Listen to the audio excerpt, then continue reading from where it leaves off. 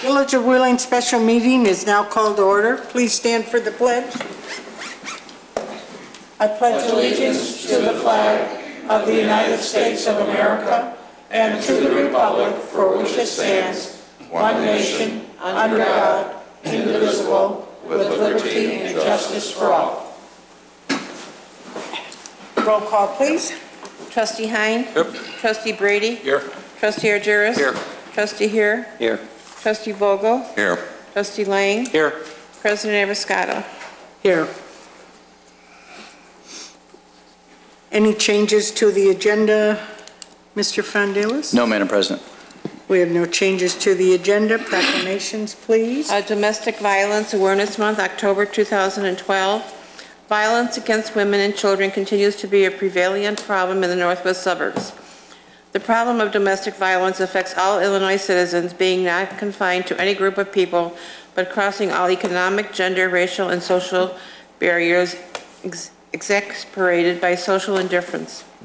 The crime of domestic violence violates the privacy, dignity, security, and humanity of individuals through systematic physical, emotional, sexual, psychological, and economic control and/or abuse. The impact of domestic violence is wide-ranging, directly affecting families, children, and society as a whole. Domestic violence affects 1 in 4 families and imposes a consequential cost on society and businesses, resulting in healthcare-related expenses of $4 billion and nearly $700 million in annual lost wages, sick time, and reduced productivity. 45,784 orders of protection were written in Cook County, Illinois in 2011. Local education information and resources are available at www.endallabuse.org. It is fitting to set aside a special time to bring this issue to the attention of the residents of the Village of Wheeling, so we can all become better informed and involved in local programs to end the cycle of violence. Judy Abiscato, President of the Village of Wheeling, does hereby proclaim the month of October 2012 as Domestic Violence Awareness Month in the Village of Wheeling and encourages our residents to join with the Northwest Suburban Alliance on Domestic Violence, law enforcement, social service organizations, and concerned citizens across the country to help raise the public awareness of domestic violence issues. And we have someone here to accept the proclamation. Thank you. Thank you. Did you want to say a few words? Right here. October is Domestic Violence Awareness Month. I'm here representing the Northwest Suburban Alliance on Domestic Violence. And if you go to our website, which is www.endallabuse.org, it will give you a calendar listing events throughout the Northwest suburbs that will be focusing on domestic violence during the month of October as well as throughout the year. Thank you. Citizens' concerns and comments. Members of the general public may address the board with concerns or comments regarding relevant issues. The person submitting a petition, concern, or other comment shall be allotted 5 minutes to present their points. Mr. Caldwell.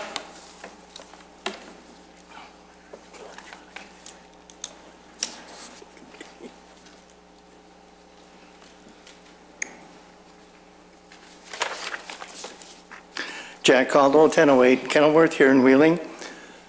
My primary concern was the 5.8 acres of village-owned wetland, and that really kind of disturbed me because I wasn't sure what the intent of the village was. I'll just go through a short itemized list of bullet items, if you will, but I can't tell you what I really had in mind because that would take 15 minutes. And I know that I'm allotted to only 5. But as I looked at the map and the piece of property, you don't really mean to take down those trees, do you? Why was the new resolution even necessary? The Illinois Department of Natural Resources has already declared this as a wetland 4 years ago.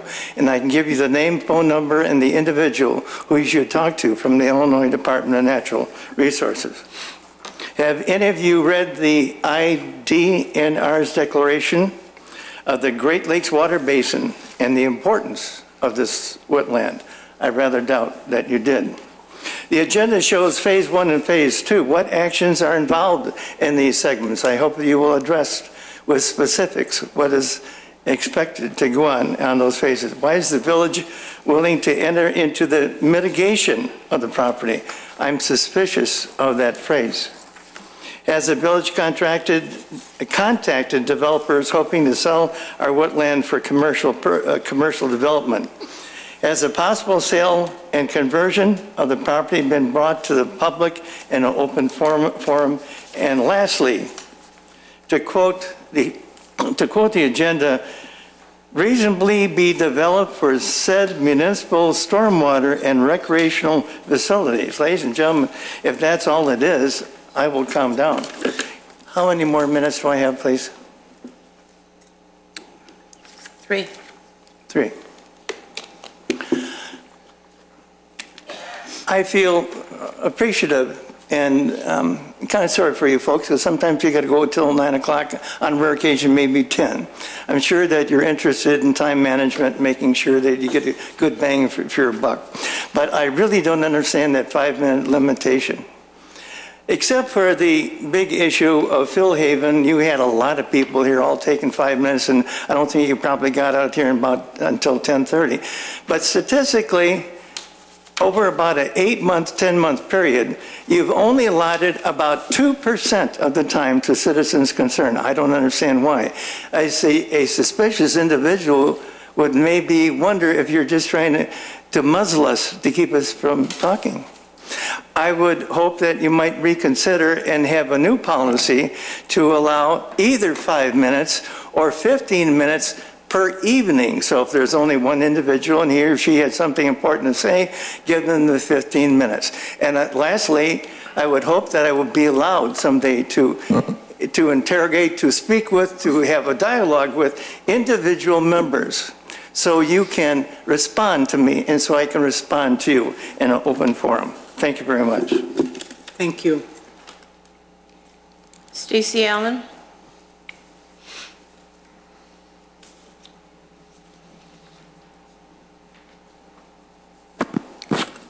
Good evening. My name is Stacy Allen. I'm a member of the Board of Education for School District 21. Beginning this Thursday, September 27th at London Middle School will be our 11th annual State of the Schools meetings. The second one will be October 4th at Holmes Middle School, and the third, October 10th at Cooper Middle School. Each of these evenings will run from 6:45 to 8 p.m. and will include student performances, a dialogue with our new superintendent, Dr. Kate Hyland, on the state of the schools, and a discussion on our professional learning communities, as well as answering questions regarding the school district. And our guest speaker this year is Dr. Dorothy Espelage, who will be speaking on the topic of bullying and harassment in schools and some strategies for parents coping in those situations. Our community is invited to any one of the State of the Schools meetings. You can bring children. Childcare will be available. All that we ask is you call and make a reservation at 847-520-2728. And we'd love to see you there. Thank you. Thank you. Consent agenda. All items listed on the consent agenda are considered to be routine by the village board and will be enacted by one motion. There will be no separate discussion of these items unless a board member or citizen so requests, in which event the item will be removed from the general order of business and considered after all other. Oh, I'm sorry. I'm rushing. That's I'm all right. sorry. Go ahead. Finish, and then we'll go back All to staff other reports. agenda items. So move. I always listen. Second. To motion made by trustee Adira, second by trustee Vogel. Roll call, please. Trustee Hein? Yes. Trustee Brady? Yes. Trustee Argyris? Yes. Trustee Here? Yes. Trustee Vogel? Yes. Trustee Lang? Yes. President Everscotto? Yes. Our staff reports, Mr. Fondilas.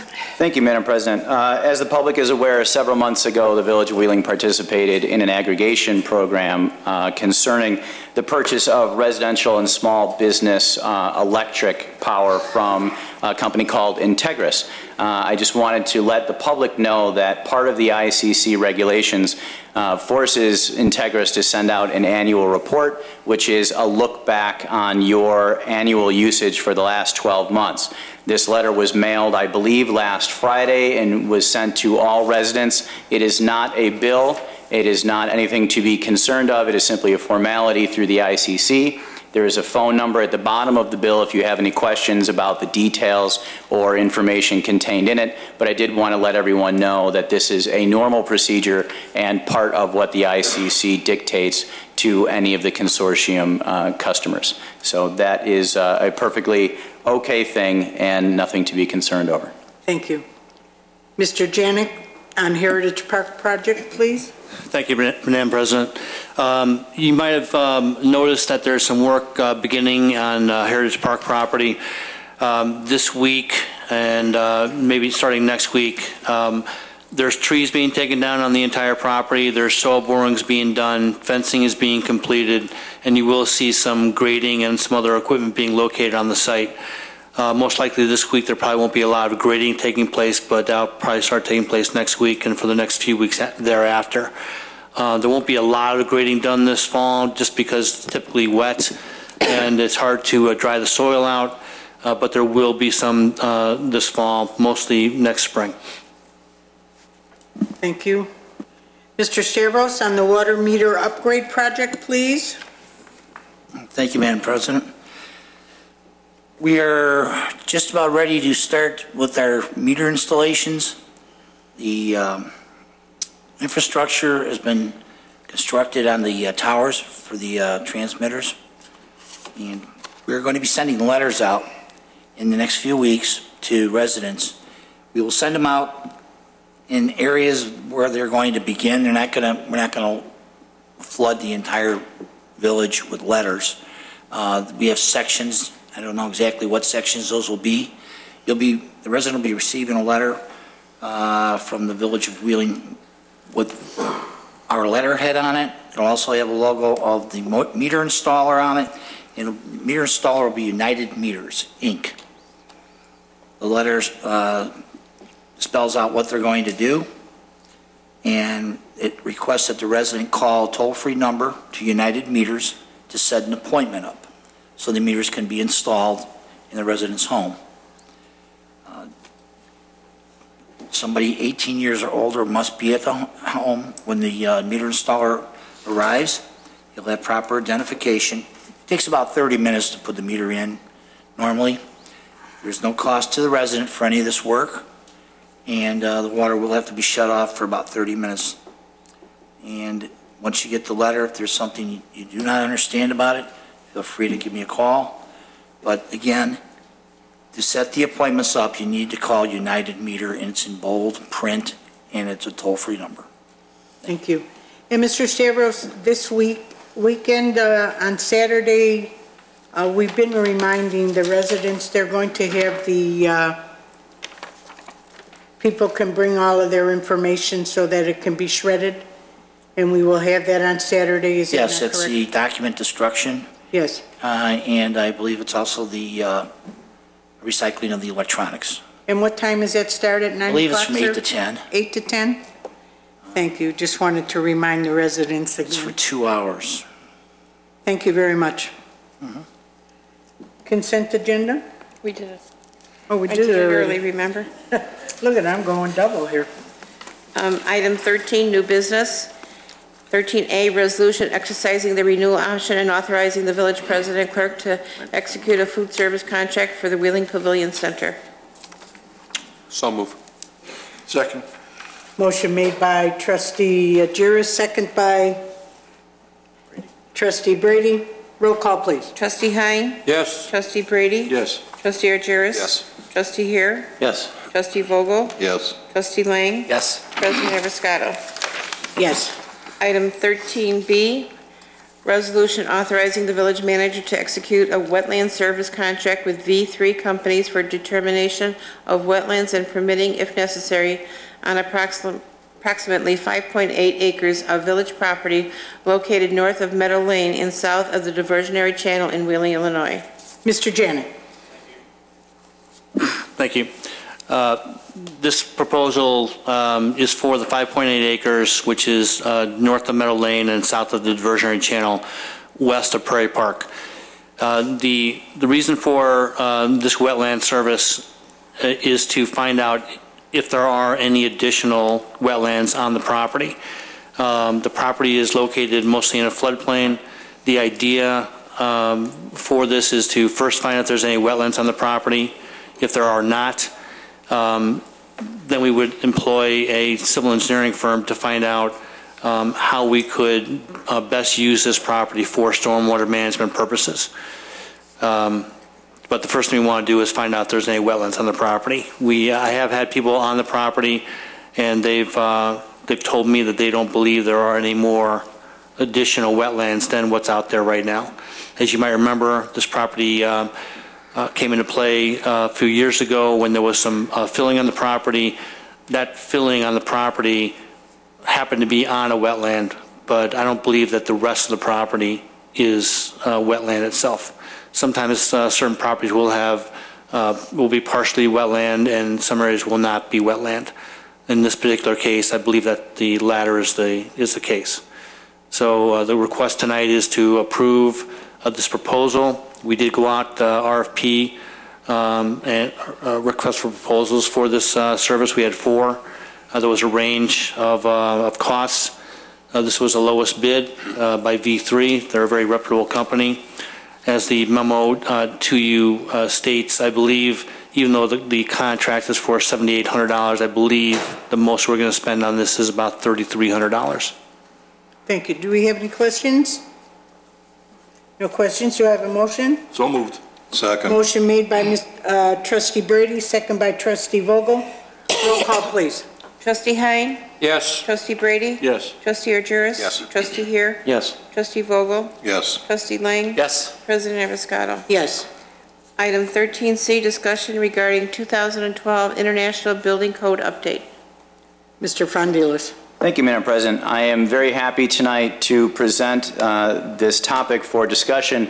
It is the result of many months of work between basically our Community Development Department and our Fire Department to address both our existing codes and to begin the process of adopting the 2012 IBC, which is International Building Code language. The departments, along with our consultants who will speak to you in a moment, went through all of our codes to look at what is currently existing and what the new IBC regulations state. And this process was not only to bring our codes up to date, which is a process that should happen every 6 to 9 years. We have last adopted the 03 standards in 2005, but also to recreate our codes in a manner that is more accessible and understandable and standardized with what the rest of the industry is, with what our partners in other communities have, and what the IBC language itself is. So a lot of what you will see tonight are changes, and we will walk through the true changes to what the code is requiring, but a lot of it is also text changes. It's simply formatting in order to bring all of our codes into one or so sections that are logical and easier to understand. We've worked, they have worked, I shouldn't take credit, this is all coming from Mark and our Chief McIsaac, into putting in our local amendments into the standardized language that will be presented tonight. Again, this is a discussion, an introduction to the topic. This is an opportunity for the residents to see how forward-thinking the village was many years ago when we instituted a number of amendments that were more stringent than what the current IBC had dictated. And now, as you will hear, their code has come up to match our code. So that is something I think that we should be very proud of. And I'll introduce our consultants, actually, Mr. Janik, to say a few words before our consultants come up and walk us through what exactly we're talking about this evening. I'd like to introduce William and Barbara Detmer. They work, they have their own company. It's ICCI Consultants. They have extensive experience throughout the suburbs relative to codes and building review. In fact, they do our building review on projects that we cannot do in-house, on more complicated building plans and projects.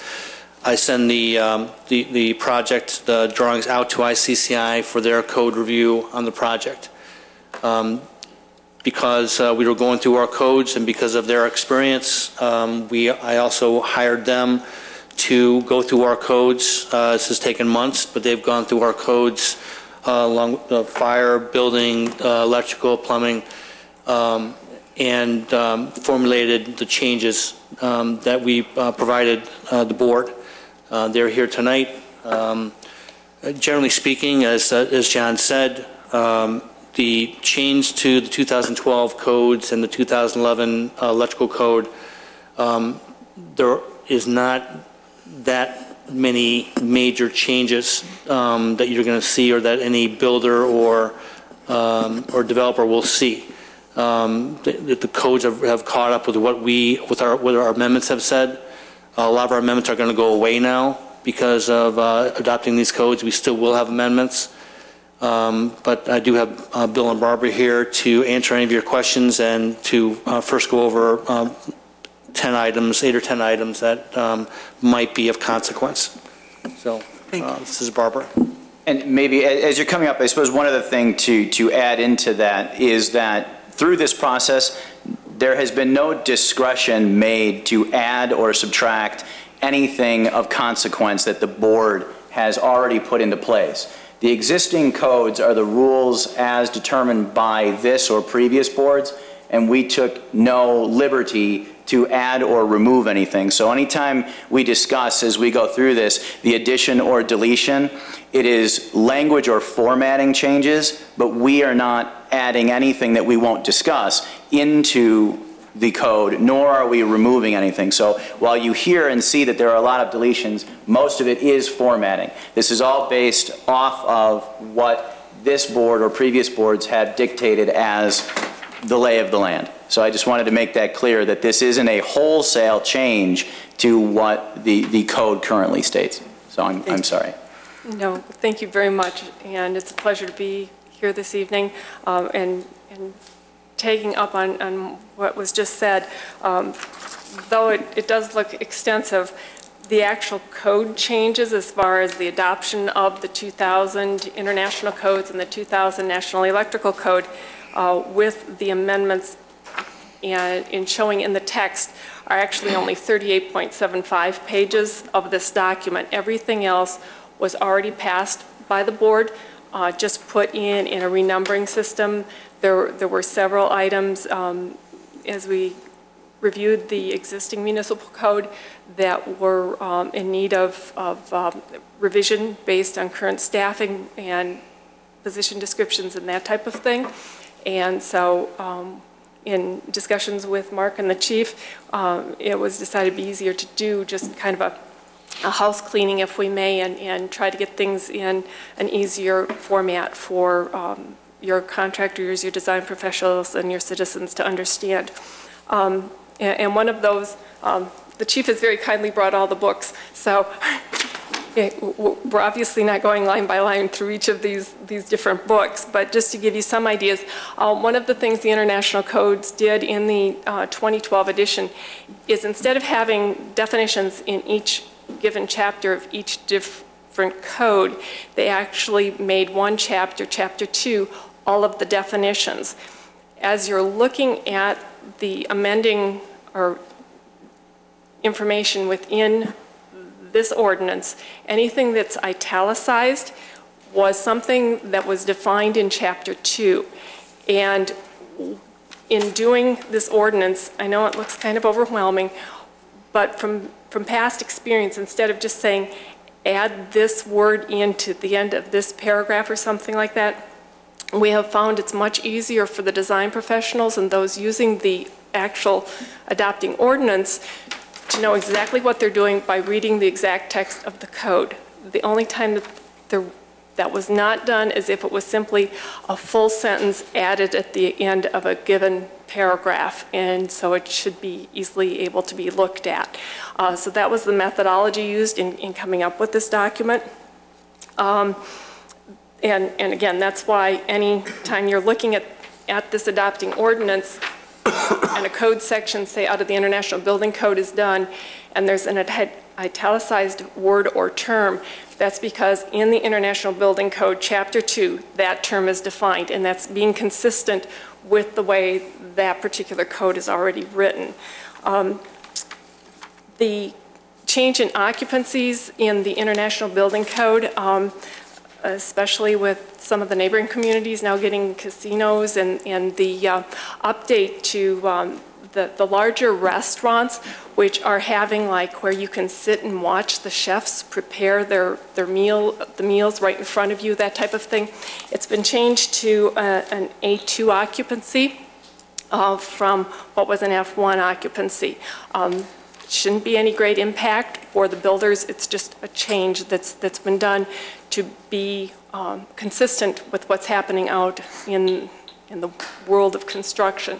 And that's one of the other things about the codes is it's allowing for new materials, new advances, such as the electromagnetic locks in the emergency egress locking systems.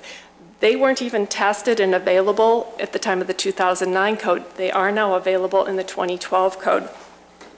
As you know, green is a very big thing. We see the big metropolis to the east having all these rooftop gardens, and that's an addition that's come in being recognized within the building codes, the fire code. And the fire code, because what does dry, dead leaves and things do? They burn. And so the restrictions for rooftop gardens are actually within the fire code, not even within the building code. And they do have a limited area of 15,625 square feet, and they cannot have a length of more than 125 feet. And the code official can actually ask for a maintenance program that has to be followed. So there is some discretion in there. An update that may have some impact is there's new mandated testing for emergency lighting systems on a monthly activation and a 90-minute power duration test. It's going to be more of a time situation for any organization having those types of installations within their buildings, but it is vitally important because in case of an emergency, you obviously want that to be working. Moving on into the residential code, as Mark was saying, Wheeling was very, very proactive in bringing sprinklers into being in residential construction. Actually, in the 2009 International Residential Code, any 1- and 2-family dwelling after January 1, 2011 had to be sprinklered.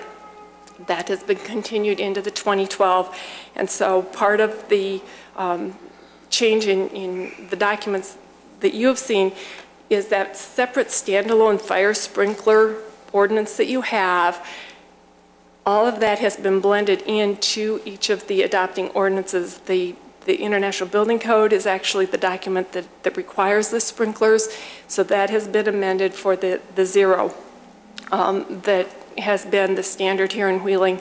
And the residential code, of course, now requires the sprinklers, so that part was pretty much able to be rolled right into the existing text.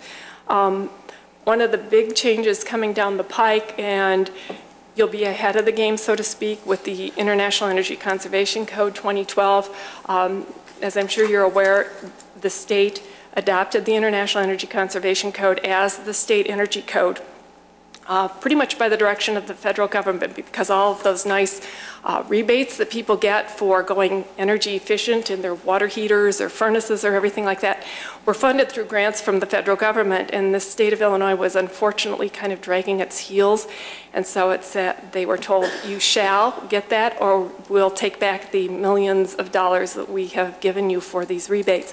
So as of January 1 of 2013, the 2012 will be the state energy code communities are not permitted to amend it at all. The anticipated savings in energy should be approximately 20%. One of the biggest changes that are coming in that is instead of an R value of R38 in the ceilings, i.e. attic area, it will be going to an R49, which is an incredible increase. And so that's where, if there's going to be any cost involved that's kind of seemingly overwhelming, it's going to be in the energy code. But ultimately, with the energy costs, it should be regrouped through that construction. And then the last item that I wanted to bring out was the 2011 National Electrical Code. One of the big items there are the arc fault receptacles. You recall many years ago when the ground fault circuit interrupters were first brought in where into bathrooms and into wet locations. It was considered a little bit of an expense, but they've saved many lives. Now the arc fault has come of age, and it's going in not only in new construction, but under the 2011 National Electrical Code. Any receptacle that's changed in an area where it is required by the electrical code, such as the living room, the bedrooms, sunrooms, libraries, dens, etc., as I put out here, I'm not going to read them all, will have to be changed to arc fault. And those arc fault receptacles are being improved upon as they have been on the market at greater length. So those are the big item ones. Oh, and the other one is the tamper-resistant receptacles are now going to be required like in hotel guest rooms as well as in child care facilities. So I've just tried to give you a quick idea of some of the changes. There really aren't any huge showstoppers that I'm aware of. Again, it's a lot to do with being able to have that new technology available and the codes to address those. So. Do we have any questions? Trustee Brady. You just mentioned that the GFI breakers are going to have to be changed inside the house. That every outlet's going to have a ground fault interrupter? The ground faults are still required in the bathrooms and in garages and in the basement. It's the arc fault that's the change in the code this year. The GFCIs have not changed. Arc fault? Arc fault. The arc fault started showing up in the 2005, especially for bedrooms, because people were starting to use their computers, they were getting the video games, they were getting those kinds of things put into bedrooms, and the electrical system, in the wiring, it would arc, just like you, in any short, basically, where it arcs within the wires. Those would not necessarily shut a circuit breaker off in the panel prior to the installation of the arc fault, and you could have basically a meltdown and a fire caused by this arcing. And so they developed the arc fault, and again, it originally started out in the bedrooms, and then they started expanding it, and as of the 2011, I believe you received my handout, that's basically the litany of all the different rooms that are now required to have those. So the other big change to that in this particular code, instead of just having them in new construction, they're now mandating that if you change a receptacle, say for instance in your dining room, it now has to be changed to an arc fault receptacle. I can understand that is a cause of a lot of fires. The Yes, arc, where it does not trip the breaker. But wouldn't a ground fault breaker in the panel solve that problem instead of just putting one at each outlet? Because if ground fault, it does you could do that, but save a lot of money. in new construction, that's readily available. Where we're talking that it has to be changed is if, for instance, you have a situation where your receptacle is somehow damaged in a dining room, you just change out that one particular receptacle. Are they readily available on the market? Because Yes, sir. I live in the hardware stores, and I don't think I've ever seen an arc fault. Yes, they are now available. Okay, that's good. Trustee Lane? Just to piggyback on that, what are the costs those? Average, I mean, It depends on where you get them and some of the manufacturers. I think they're running probably around $15. It's been a while since I've actually checked the cost of them, but as they're required more, the cost is being driven down. So as with anything, when it's new, it's more expensive as they become more on the market, which they are. it just seems that you can replace a typical three-prong outlet for 39 cents. So Exactly. that's where the tough part comes in, is actually convincing people to do that. Right, and again, it's not only the convincing, but actually having them do it, but it's a step in that direction, at least by now requiring that in the changeouts. Thank you. Trustee Brady. Thank you. I had spent a lot of hours over the weekend when I had an opportunity trying to read through this, and I only kind of touched briefly on it. It seems there's so much information in here. I know you said there's not many changes been made, but I'd be remiss if I did not read it all. That's my job, and we're supposed to take in and make sure that everything is the way we expect it to be.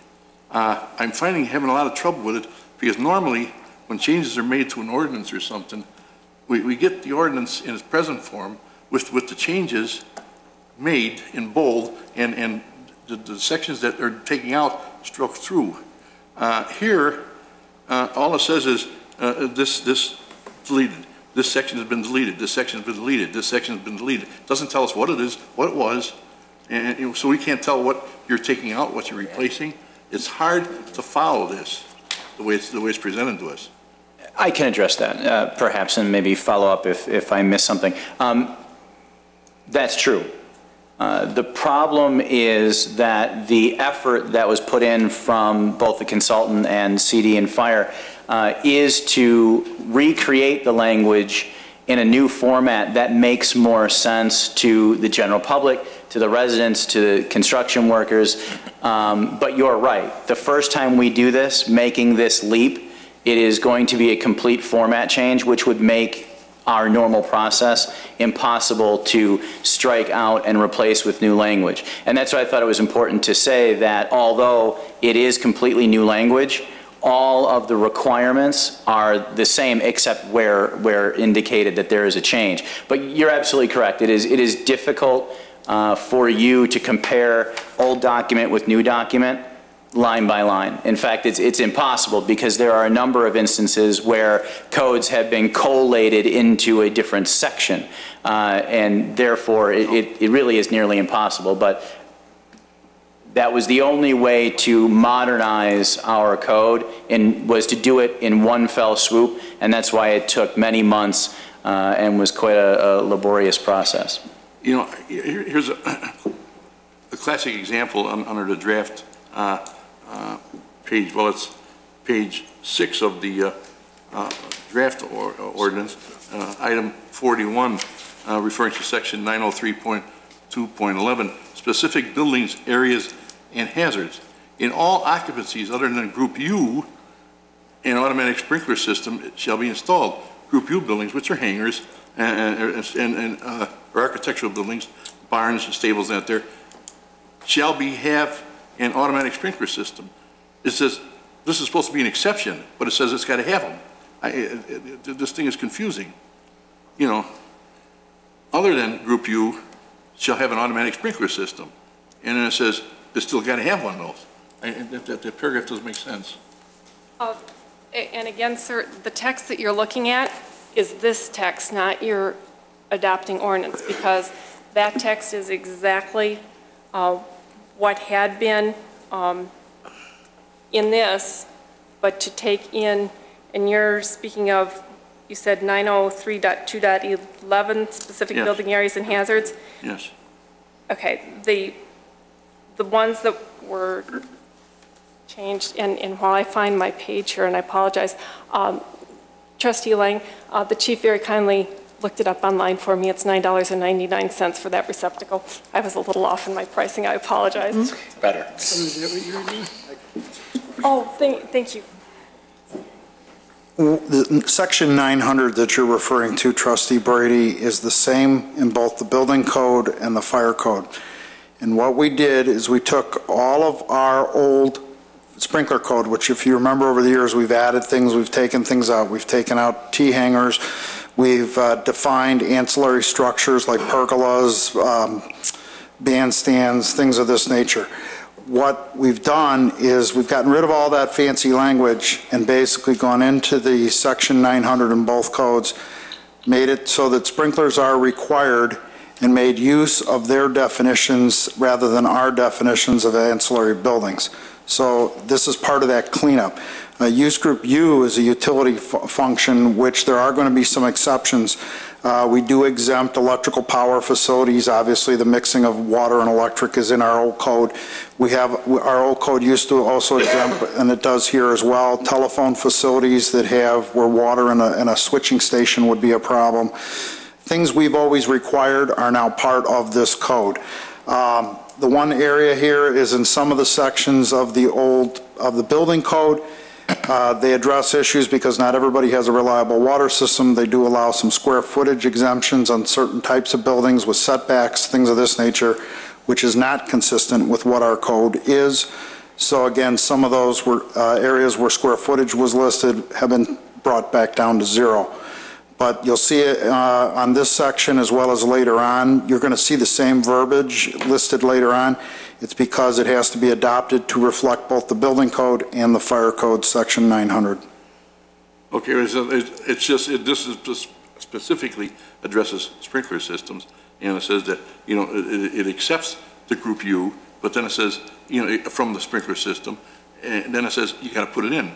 Except, well, we do require it in utility facilities, except for, if you go back into the document, we do exempt electrical facilities and we do telephone, which is all, again, part of these codes. Okay, then go further on the next page, page 7, item 64, section 1006-.3, emergency power for illumination. That is in our code now, you know, battery pack lighting, but this is saying emergency power. You mean to tell me now everybody's got to put a generator in and it needs emergency lighting? Because that's what it sounds like. It's terminology, sir. Again, the code refers to emergency power, and it is referencing the battery pack. There is a whole section under the NEC that addresses generators, and again, there's only very specific areas and occupancies that would have to have a generator, healthcare, and things of this nature. Yeah, well, that particular section does not indicate battery pack, it just says power for lighting. And, you know, those are little things that I picked up as I'm going along. One other thing, as I went through this, I did a gallop through it a couple times, and then I started keying in on certain things. I've noticed that depending on the section, there's different types of mediation that's available if there's a dispute. By a contractor, maybe and an inspector or the department. In some instances, a dispute, if an overzealous inspector were to demand a contractor to do something and he felt that it wasn't in the code for him to do it and he wanted to dispute it, it would come before us, the village board. In other instances, it would go to a panel of the village president, the manager, and you or a trustee or somebody, you know, none of which are experts at this. And I'm suggesting if there is a dispute that arises between what the inspectors are telling a contractor to do and what he interprets the code as, I think it should go back to the company that wrote the code and have them give us a determination and then bring it back in the board and make the decision on all issues. Be much more fair, because this way we're not relying on a village manager and a village president and a trustee to make a determination whether or not whatever the demand is by the village, that if it meets the code or is it the wrong interpretation of the code. I've worked in about every community there is around the Chicago area in my career in construction, and I'll tell you, some of these communities are not very fair, and I'll tell you, it's either my way or the highway, and you know, there's no bantering about it. These inspectors can be a son of a gun sometimes. And, you know, I'm not trying to take any sides here because I know we're up here to try to do what's right for the community, but I want to be fair with everybody. And I understand what you're saying, sir. In this particular instance, this reflects exactly what is in your current adopting ordinances for your 2003 codes. And again, the transfers, and I know when we're dealing with contractors and there's any challenge to what we may be saying, we call them in for a meeting, and I'm sure Mark and the chief do the same, where they have a sit down, they discuss what it is, and then, yes, you call the international code, you call NFPA on the NEC, get their opinion. It's when that still doesn't work that it would then come to the appeals to the village board.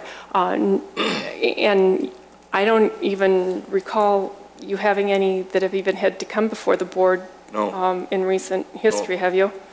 So obviously your departments are doing their job and getting things resolved before it ever gets to that point. But this committee is the last stop, so this contractor has no other choice. Either you know, he gives in or goes to the federal court. I don't know what the ramifications are. If that isn't our existing code, I say we change it. And that would be for you folks to decide. Again, the way that the appeal process has been set up, instead of like a separate Board of Appeals, the village board has been put in as the Board of Appeals for the Village of Wheeling. So, you know, that's... So if you want it changed, then it would be... If we sent your firm a request for an opinion, how much of a deal is that? In the sense of, I mean, would it take a tremendous amount of time? Is this something you can do in a couple of days?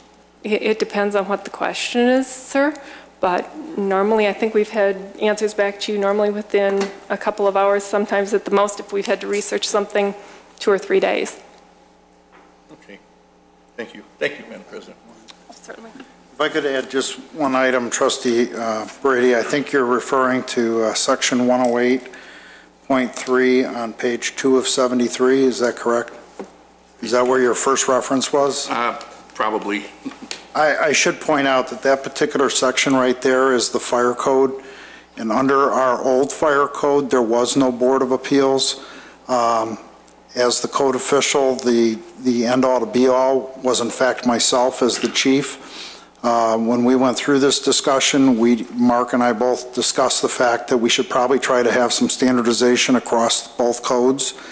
There is a Board of Appeals process in the building code. This was added in and accepted into the fire code to basically take it out of me being the final judge, jury, and executioner. And this language is already contained within part of our fire code. It's the same standard that the board adopted for any reviews or appeals regarding sprinklers. And that's where this verbiage came from. So again, the intent was to take it one step beyond me and allow the opportunity for someone who did not feel that from the fire code standpoint was fair and equitable, and does bring it into some degree of consistency with our building code, which has had this process as alluded to and has never had an appeal. Now, you know, the qualifications of the Board of Appeals consists of the village president, manager appointed, and a trustee appointed by the president. They're the ones that are supposed to make the final determination as to who's right and who's wrong. I don't think they're qualified enough. I think we need professional opinion, yours versus an outside consultant, and let the entire board stick their neck out if they're going to say yes or no, not just putting the burden on several people who might be a little biased one way or another. A change like that is easy enough to make, and certainly if the rest of the board agrees, we can do that. Just a point that I believe was the intent when the two different systems were originally put into place. I imagine that the reason that the third step, and perhaps final step in some cases, was the village president, the village manager, and one other trustee was a timing issue. It was because you can't have more than 2 trustees at any one given time talking and debating on a topic. I believe that the reason that was put in place is so that if there was a week without a meeting, a contractor could still get an answer because they can put together the team that would offer the final say. Certainly, it's easy enough. It is a local amendment. It's easy enough to change if that's the will of the board. I would think the contractor wasn't going to object, because if he wants to come before here to talk to us or for remediation on this thing, certainly it's something that's going to cost him a lot of money. And if he wants to come before this board to get a determination whether he's right or we're right, or the fire department's right, or the electrical department's right, whoever this might be, then I think it'll be worth the few days that it's going to take. Here comes the man who can give us an opinion.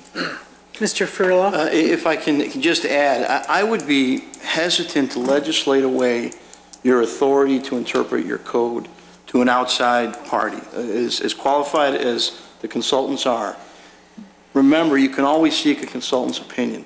This board, this appeals board, however it's constituted, if they're faced with a complicated issue, they can consider it and seek an outside opinion to assist them in rendering an opinion. I would think real hard about legislating away this board's authority to ultimately resolve issues. Now, you may be in favor of that, maybe the board's in favor of that. There may be a future board that isn't in favor of giving away that authority, but keep in mind, you can always seek a consultant's opinion. And in the building trade, as you were, disputes do come up. Most of the time, the contractors will do what the municipalities say. And if we do get, I think, the unusual situation of a contractor really pushing the envelope, a big ticket item that they feel should not be installed, and they don't get the relief that they're seeking here, we deny a building permit. That contractor can always go to court and get what's called a writ of mandamus, ordering you to issue that permit. In doing so, that contractor has to make a case that you as a village had no basis to interpret your code that way. So I think you best adopt a code here that gives you the most flexibility and reserves all the options. Your suggestion of giving this ability away to an outside party, I think is one that should be thought about very seriously. Only for an opinion. Oh, okay, then we're on the same page. I said all that for But then the final yes or no would come from the entire board. Okay. Because we are responsible for the codes. Sure. And if we're going to stick our neck out, or for either our side or their side, I think it's going to be our neck. I agree. If I may suggest something, are there any more questions? I was going to kind of skip to the end. Continue. What we can do is bring back these changes to the board for acceptance. The current situation as we're discussing the appeal process is what is part of our code currently, so I don't think we're taking a step backwards to just approve as is, and then what we can do is workshop the discussion on what that appeal process should be. I think it'll be a short discussion because, as I'm hearing, at least if the rest of the board agrees, that as opposed to a committee, as opposed to any other grouping of authorities, the end result needs to be the village board. That's a pretty simple language change that can then be amended into the 2012 adopted codes. So we can bring back for acceptance very quickly the discussion that we're having here tonight, the 2012 IBCs, and then amend the appeal process after we discuss it. Would that be with the consensus of the board for that direction? Sure, but I have. Yes. Sure. Yes. Did you have something? Yeah, I Trustee did. Jers? If I may. Thanks. I just wanted to really point out really quickly, we do that right now with the ICCI. We have had some contractors, builders, there have been questions on some big ticket items, on some major projects that recently been completed or being built in the village. And that is part of my standard operating procedure. If there's a question, I request it in writing from the architect on the project or the developer, typically from the architect. I look at it and then I provide to ICCI for their opinion, just as a matter of. Thank you, Mark. But to piggyback on that, if I may, Mr. Janik, how many times two different departments have an interpretation of the code that's the opinion of one party versus another within our own departments? That's happened quite often throughout the community. especially on new development. You may see or interpret this code as black and white, and the fire department may see it as red and yellow. I mean, we've heard that for years here. How do we make this thing a simple document where the interpretation is simple? Well, I think that, I mean, you're right. I mean, I'm not gonna tell you that there have not been times that there have been differences of opinion on a code. I think that where Trustee Brady is going, I think that's a good point. What he's basically saying is that he'd be more comfortable with an outside objective party on providing an opinion on something where the contractor's got an issue. I don't think that the chief has a problem with that. I think that having an objective point of view, but I think it's like the attorney said, it would be an opinion. It wouldn't be part of the legislation, but it would be a situation where I think you would expect us to, if there's a major problem, to go to an outside person like the Detmers and say, what do you guys think? Well, right now, I don't see that happening, because if you're stuck on your opinion and the fire chief and his staff is stuck on their opinion, who's the mediator here? Who wins? Well, that's where I come in. I mean, that if there's an issue between staff, even if it's interpretation of code, of which I'm not an expert, that's when we would I would seek the opinion of an outside consultant. I think to your first point, it's never going to be easy to interpret code. There's always going to be different interpretations of language. I do think that these changes and the wholesale even look of the way this language is being presented will help. I think it is much more clear. I think it is much more organized. I think a lot of what the different interpretations are based on, well, okay, you're looking in this book, I'm looking in this book, and there are references in each to different places. It's very confusing. The changes as presented this evening help that. Certainly, you can never say solve, but I think go a long way to help that. In the end, if there is a situation like that where there is a substantial difference of opinion between the two departments, the item would automatically come to me before it ever went to the board, and I don't necessarily need to make the decision on who's right, because again, we're still talking about there's probably another entity involved in this, meaning the developer, the construction worker, whatever it may be. We would seek the outside help of a consultant, and then if we still can't resolve it, then it would come to whatever our process is for appeals. Okay, let me ask you this, because I'm not a contractor, don't want to be.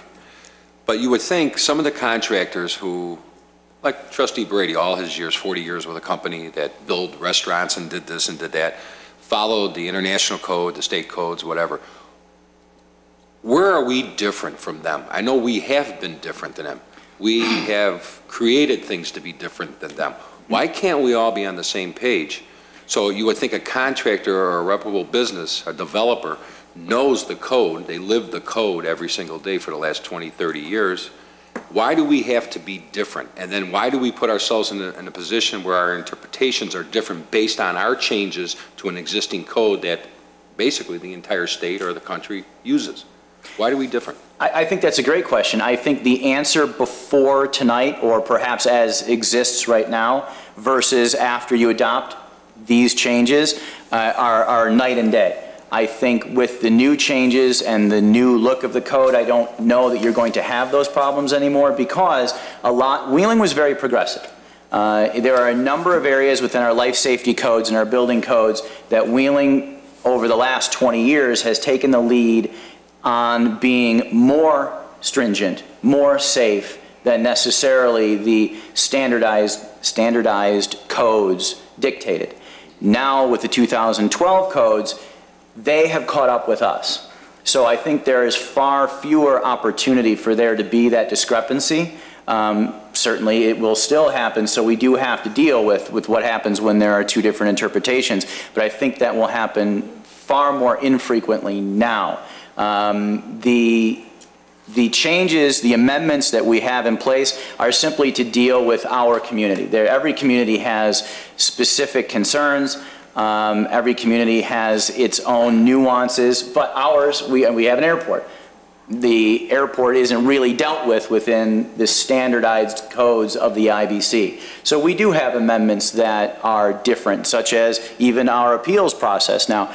But for the most part, what a contractor or a developer will be looking at is now standardized and will address exactly what you said. You said it very well, that this is going to solve an existing problem that has been around for quite some time in Wheeling. But that's because we were progressive. And that's fine. When you come with the final document, maybe another memo would be, we are doing what we're saying right now, but we are at another level that's not in the code that we're going to adopt based on our recommendation, staff's recommendation, or safety. I like to see that broken down. Because to go through these books, you go nuts. Because in the document that we have before us tonight, Ken was right. We're going back and forth in elimination and looking at code, but it's not here. We don't know what we're deleting. We don't know what we're adding. So if you can kind of simplify it a little bit before we enact it, the new code, and just tell us, we added 10 things that's not here that we feel that needs to be here. I like to see what the difference is if we can. We can do that. I don't know that anything exists, I'm though. just saying, maybe there is. I'm not saying there is. Yeah, I don't. It would be a very short Shorter memo. the better. Compared to today, absolutely. May I address that? Quite frankly, anything that you see in here that's code text, as in those particular sections, that section has been changed from what's printed in there. Okay. And instead of using, which was the past adopting way of doing it, is insert 3 words at the end of such and such sentence. I took the entire text of that particular section, and what it's rewritten is what now would replace what's in there. So you had a lot of fun with this, didn't you, all these months? Yes, This was a 6-month process. Oh, This is no the doubt. most comprehensive change to our code, not by content, but by structure that this village has seen in well over 20 years. And I have to commend your 2 departments. They have worked very closely with me. We have had the discussions before we brought this document to you to try and resolve those, in quotes, interpretation, to make sure that the ordinance going forward gave them a level playing field and would also give any design professional that comes into the community an easy way of understanding. Hand them that, they have their book, they open to that section and they see, okay, this now is what this is. Right. And Good. we've had good results in the past, and I've written 14 communities adopting ordinances, and so far we haven't had any challenges. Good. Not that we couldn't have them, I'm not going to say that. There's always one, right? I know where the steps or the stones are in the water. But are there any other questions? Do we have any other questions? Thank you. Thank you. Thank you so very much for your much. time. Thank you for all your work. You're welcome. That's a lot of work. Item 13G, discussion regarding the Southeast TIF District Preliminary Redevelopment Concept Plan. Mr. Fondilis? Thank you, Madam President. Hopefully this will be a much easier discussion. Last year when we did strategic planning, the board identified reviving and revising a concept plan for what to do with Industrial Lane and how Industrial Lane relates to the concept plan that exists at the airport and the concept plan that exists within the village of Wheeling. Several months ago, we hired some consultants to help us walk through and look at some land use alternatives for what can be done in that area. As you know, there exist a number of businesses that are not in compliance with our code. Those businesses were annexed into the village of Wheeling several years ago and allowed to continue operating as is because they were operating at the time within the county's standards, which are far more lax than ours are. But we do recognize that there are some code concerns in that area, and we're really looking to the future of what that area can be redeveloped as. And the process of getting there is involving the board tonight and going over 5 different land use alternatives to discuss exactly what both the vision of the board is, the vision of the airport, and weighing that against what the existing landscape is and how we can bring the two into context with each other so that we can have a successful district on the southeast quadrant of our community. So, Mark, is there anything else that you wanted to say before we move into a presentation? No, I don't have anything else to say. All right. Okay. Thank you for your time. My name is Todd Van Adalock. I'm the senior planner with Tesca Associates. We're the urban planning and design consultants working with the village on this project. And with me is Don Matthews. He's from Gaywald Hamilton. He's the engineering consultant for this project as well. And we thank you for your time.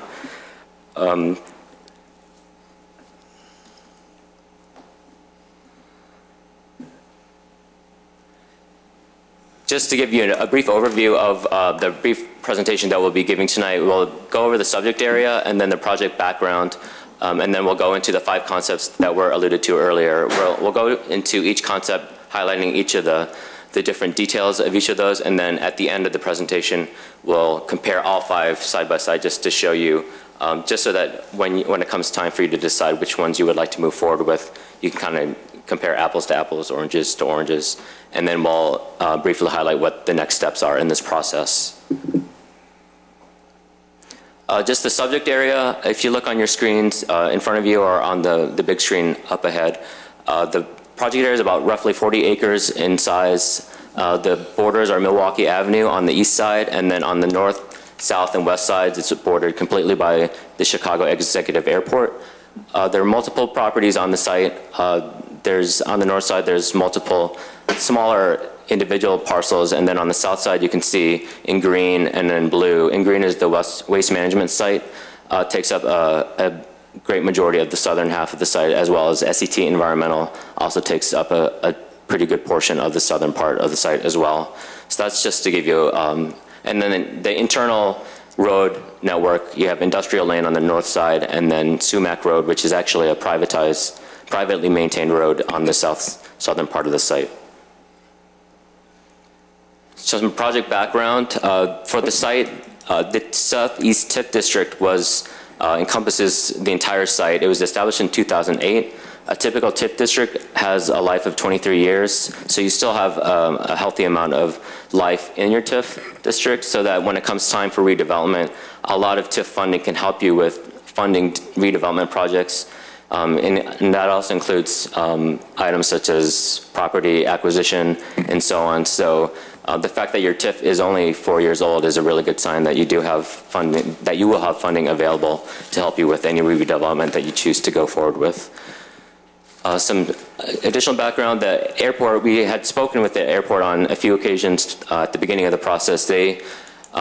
One of their main messages is they'd like to be more self-sufficient. I guess if it was up to them, they would like to redevelop the whole site themselves, but since you also have a stake in the property, you guys, or on the site, you also have a say as well. So just to give you what their thoughts were, they just would like to be more self-sufficient, but they also realize that they'd like to work with you to find a healthy balance that works well with all involved. In terms of future development or redevelopment for the site, ideally you'd like to attract uses that are more compatible with the airport. That actually works well not only for the airport so that it supports them, but also as a business, you find businesses that are more self-sustaining so that they benefit from being next to the airport, whereas a lot of the uses that you have out there right now, they don't necessarily have to be next to the airport. They just chose to be there because maybe the site was cheap or is easier to access. So ideally, you'd like uses that are more compatible with the existing airport. The fourth one is immovable objects. That's in quotation marks. Nothing's totally impossible to move, but in the cases of waste management and SET Environmental, these are sites that are very hard to get permits for and to site on other sites and to move. So, and we've also spoken to them in our existing conditions analysis, and they ideally would like to stay. So what you'll see in our concepts is that we kept them in the sites as they are. We did move SET a little bit in 2 of the concepts just to see where they could go, but we kept them on the site because these two particular businesses are just very difficult to move and very expensive to also site as well. As John had alluded to, code compliance was a major issue in this area. If you've ever driven back there, parking and outdoor storage is a major issue, and I'll get into that as we go through the concepts. Just some remaining background. There is flexibility to modify the road network. Obviously, Milwaukee Avenue, you can't really do too much unless you work with IDOT. But since you do have public right-of-way on Industrial Lane, you do have that option, and what you'll see in the concepts is that we do look at different ways to reconfigure Industrial Lane. As opposed to Sumac Road, which is a privately maintained road, all the businesses along Sumac pay to help maintain that. So there is flexibility if you work with those businesses, but what you'll see in the concepts is that we didn't modify Sumac all that much, but we did provide a little more flexibility with industrial. In terms of land, potential for land swaps, that basically means the village and businesses like Waste Management could swap land so that you could square off certain areas, so that if you remember in the earlier slide, there was Waste Management, it kind of had some disjointed, it looked like a disjointed trapezoid. But if you wanted to make them more square, more rectangular, you could do some land swaps that way. And both the airport and Waste Management have talked about that, so they are open to that. Floodplains are a major issue. You have the creek, the drainage way up to the north, and then the Des Plaines River on the east side of Milwaukee Avenue. So that creates some floodplain issues and the topography as well, and we'll get into that as we go through the concepts. And then in terms of access to public utilities, water and sewer in particular, there is access to that as well.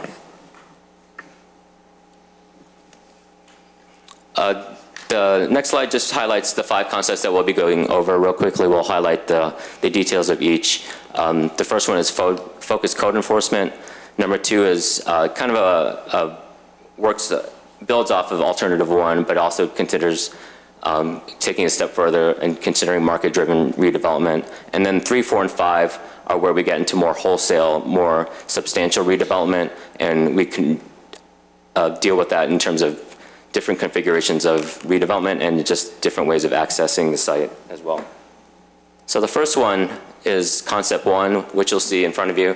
The impetus for the very first alternative was the whole code enforcement issue. Was if you see all the areas highlighted in light blue, you'll see it's basically almost the entire site except the office buildings off of Milwaukee and the storage facility.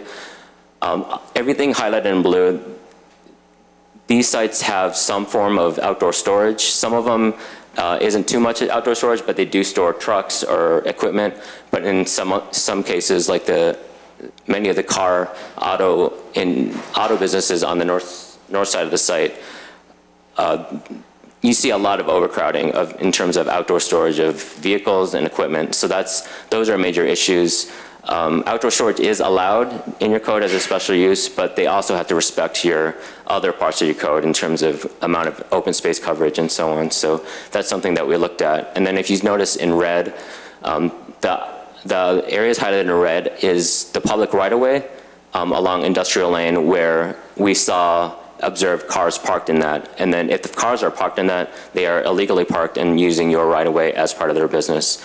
So basically, in this scenario, we wanted to show the areas that have potential code enforcement issues, and in this sense, we wanted to keep all the existing conditions the same. So the lot lines stayed the same, the existing road network stayed the same. So what happened if the only thing that we did here in alternative 1 is just do code enforcement?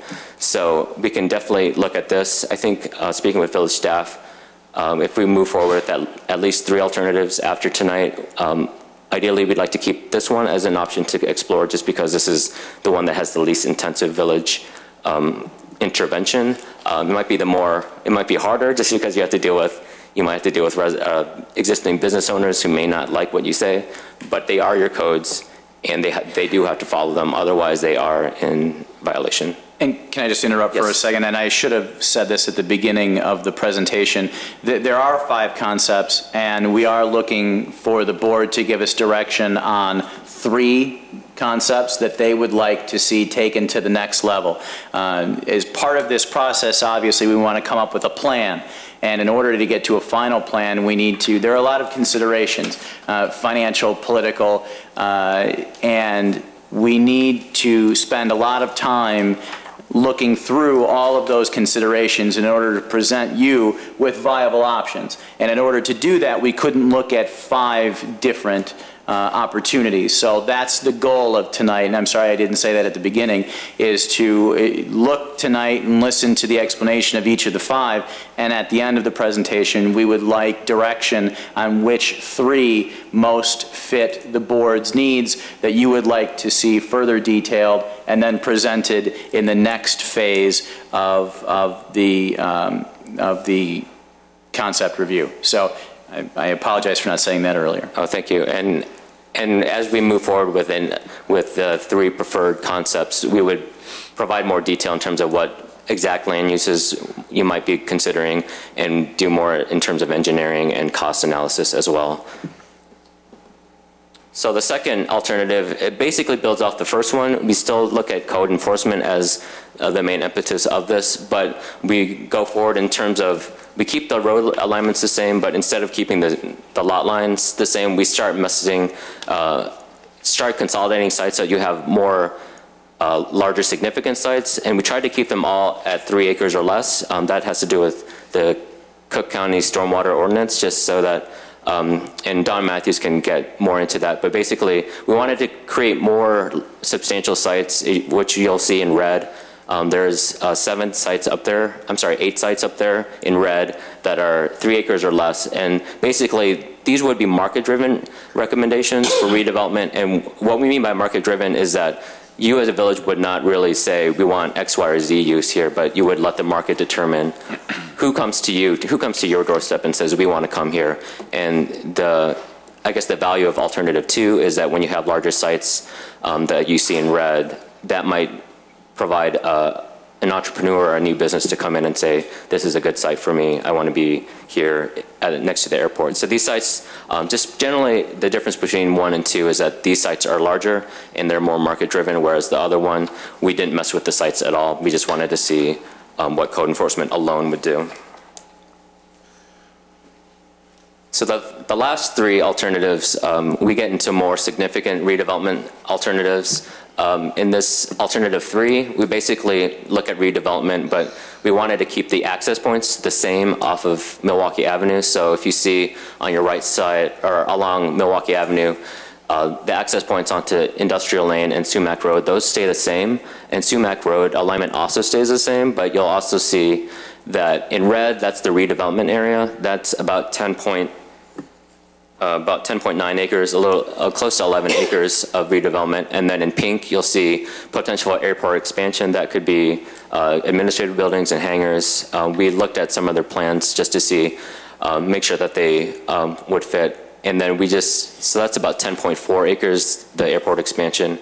And then you'll also see that waste management stays roughly the same area. We do consolidate the site, but it expands a little bit in size. And then SET, environmental, which used to be along Sumac Road, we moved it north of waste management just to kind of reconfigure the site, provide more space along Milwaukee Avenue for redevelopment in red, and then also provide the areas in green is stormwater management. Don Matthews will get into that in a few minutes. But in this scenario, basically redevelopment is about 11 acres, and then we keep the internal circulation the same and access points the same. The fourth alternative, we keep Sumac Road. It's pretty much similar, except Sumac Road, the road alignment stays the same, but in this instance, we do move the access point off of Industrial Lane to the far north part of the site, off of Milwaukee Avenue. You can see the blue circle that indicates that. But in this scenario, the amount of redevelopment is about 8.3 acres, but so it's a little bit smaller than the third alternative, and then the amount of airport expansion increases in this scenario where it was once like 10.4 acres, now it's about 13 acres. So so this provides a different look of the site, not only in terms of the alignment of the internal road circulation, but also the sizes of how much expansion you want for the airport and how much redevelopment you want along Milwaukee Avenue. And then you could also see it here, waste management basically stays the same, slightly expanded. SET environmental also stays roughly in the same area, but also expands. And then in green, you see that's where we introduce stormwater management as well. And also one thing to point out is that even though we do realign industrial lane for the redevelopment concepts, if you see the yellow star, that indicates a security gate, so that you'll see that the airport expansion area, if they want their own security so that they don't have regular patrons or business users coming into the site, that would allow the security that they need for the airport. That's something that we'll definitely explore in more detail as we move forward with more refined concepts. And the last alternative, number 5, this looks at this is kind of a more substantial change in terms of, rather than having 2 access points along Milwaukee Avenue, we tried to just see what would happen if you only had 1 access point. And that was just using the access point down at Sumac Road. Here, we figured that the traffic might warrant having a signal there, so we would definitely need to explore that as if we looked at details, if this is one of your chosen concepts.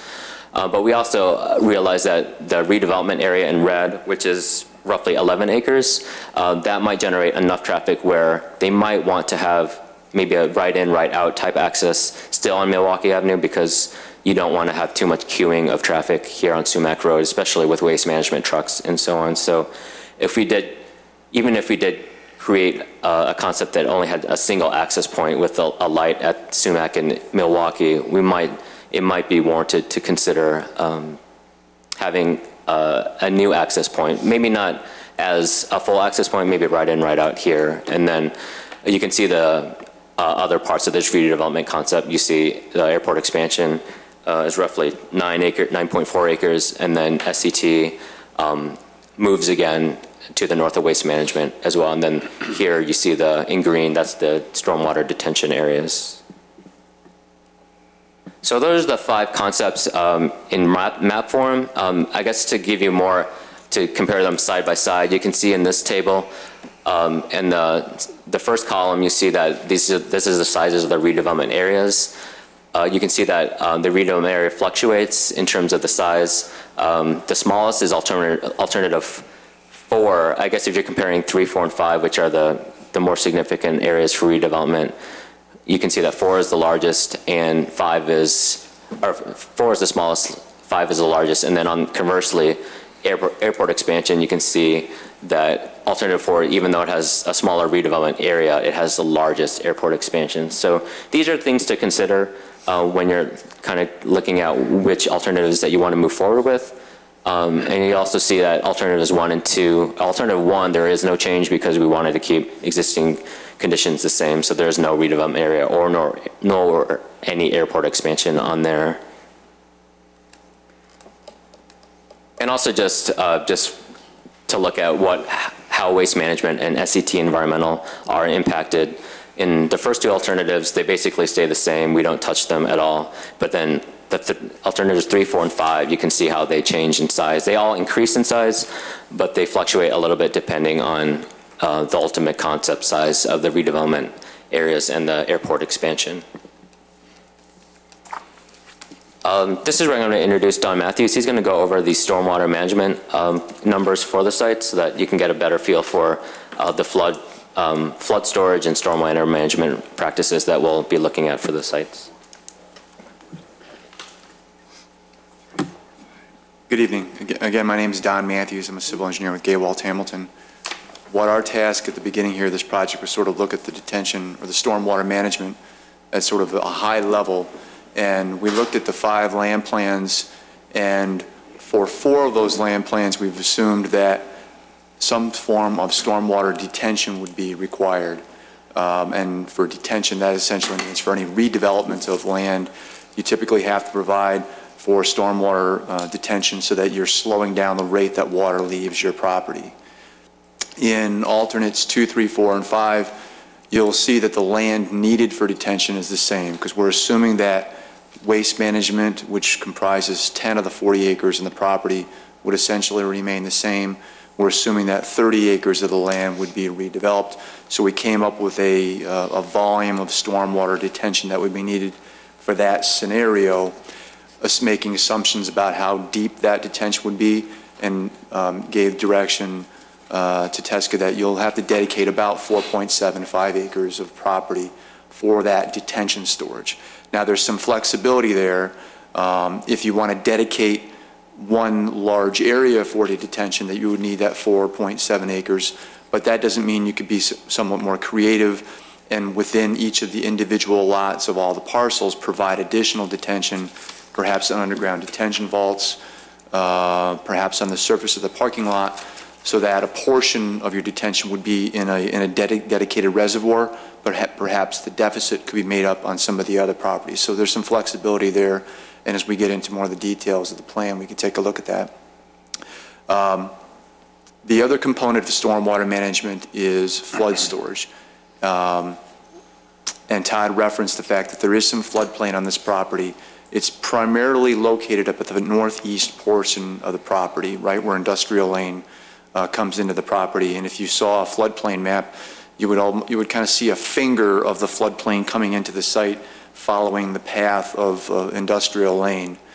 So in that regard, we looked at each of the land plans that were developed and said for each of those, how much flood fill or how much fill would be placed in the floodplain based on that land plan, and made a determination of how much compensatory storage would be required. So compensatory storage is fill is being placed in the floodplain, so that fill removes flood storage, so you then compensate for it elsewhere, and you compensate it for any lost storage at a safety factor. So for every acre foot of fill you place in the floodplain, you put or you create or compensate another acre and a half.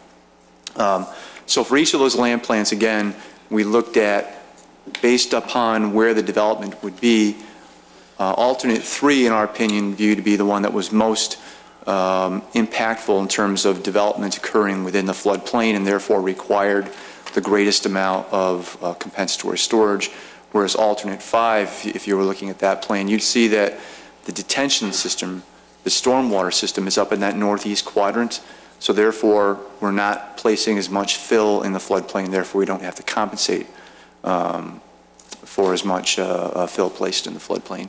So again, in summary, we need roughly 4.5 to 5 acres of land dedicated for stormwater in options 2 through 5. You can see approximately how much flood storage we'd have to create in the various alternates. And there's flexibility in all of this, obviously, depending upon the ultimate land plan turns out. Trustee Lang? Thank you.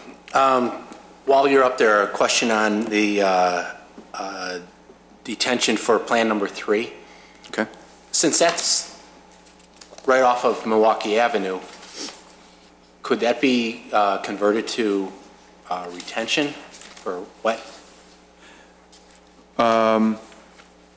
In most circumstances, yes. Given our proximity to the airport, we need to be careful about what type of stormwater system is introduced. So typically, we try to naturalize things and create wet bottom ponds and make them aesthetically pleasing. Here we have to be a little more careful because we don't want to introduce any features that attract fowl, birds, that then could create a hazard to the airport. So that would be a detail we'd have to work out, but more than likely it would be what we refer to as dry bottom detention basins anywhere in any scenario that we're looking at on this property. That's a very good point. And questions in general about the overall plan. It looks like we go with options 3, 4, and 5. It's pretty aggressive when it comes to acquiring land and piecing pieces or parcels together, which I would imagine eats into a lot of the TIF money. And I hate to blow the whole TIF wad on this particular section because there's a lot more of Milwaukee Avenue and that encompasses that TIF. So I don't want to, I'd like to get aggressive with it, but not to a point where wasting our TIF dollars to just acquire property. With that, though, in that 3, 4, and 5, we have all those recommended uses or uses that fit the village's vision: restaurants, car rental, hotel, gas stations with retail component, aircraft supply, repair services, parts warehouse, in-flight services, workforce training, flight simulators, flexible office workspaces. Those, I think, should be included in all of the plans, not just 3, 4, and 5. I mean, that's the vision I'd like to see for, regardless, the plans that we, or the plan that we go to, that should be in all the options. Is there a reason why it wasn't in 1 and 2 in particular, or is? Well, for option 1, we wanted to, that was basically kind of what was the least amount of intervention that you could do. And so basically we kept all this, the existing conditions the same. And if the only intervention, if you see on this the slide that's up right now, the only intervention that the village would really do in alternative 1 would be municipal code enforcement. So if that's all you did, if you enforce your if parking codes were enforced, and then also for outdoor storage, just to make sure that business owners are storing just the right amount that they're allowed to do. The feeling there, the idea there is to consider, if you do all that code enforcement, it might clean up the site. That's good enough that users that are more viable might want to come to the site, and you may not have to do wholesale redevelopment.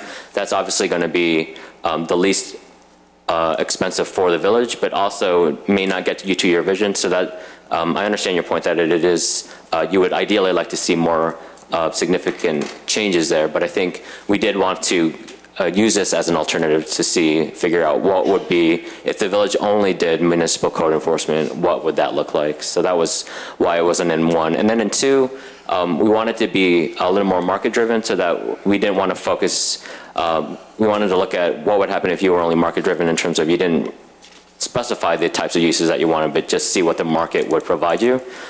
We could definitely go back and look at alternative 2 and maybe not do market driven, but specify the same list of types of developments or uses that could be in sites or alternatives 3, 4, and 5, and apply that to 2. But we just wanted to provide different lenses as to what you could look at. If we could definitely mix and match some of these as well. We definitely aren't tied to using just one or the other. You can mix 2 if you feel that was the need. But your point is well taken on that one. And you're going to ask us eventually what our choices are. Is it okay if I mention mine now? No. Okay. Sure. I would prefer number 2 because I like the larger sites. I think those would be a lot easier to build on. I like option 4, because there's the major amount of buildable frontage on Milwaukee Avenue. And then other than that, plan 3, but prefer a wet site, retention pond, if we can do something like that based on waterfowl and so on. Thank you. Thank you. Thank you. Trustee Vogel is next, then Trustee Brady, and then Trustee Ajers. Based on the acreage Trustee Hine. set aside possibly for airport expansion, I don't know, have we ever, as an airport or as a village, looked at the infrastructure we have there? In other words, the runways, how many more hangars can we develop to house, hopefully, what would be new clients? And can we handle the takeoffs and the landings? I mean, they talk about being busy. Are we close to being at capacity? No. No? No. Okay, no. Like 60%? You have another FBO being built in Palatine and Milwaukee Avenue with Hawthorne. Right, well, I know, they're being built now, and there's been new ones going in, is that? And they're in the TIPS program, which is like a capital improvement project that we go to the state of Illinois with. There are numerous projects that are waiting for funding with the FAA and with IDOT to continue on with infrastructure improvements of taxiways and everything else. So that'll handle Sure. all of that? Okay.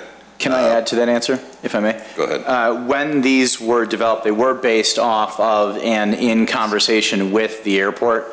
So there is the, I would say, at least at this point in the game, the appropriate amount of land dedicated specifically for airport use, be it in what configuration we would have to really look at. But the airport does have a master concept that these plans incorporate. Some of them, we're drawing just large boxes at this point.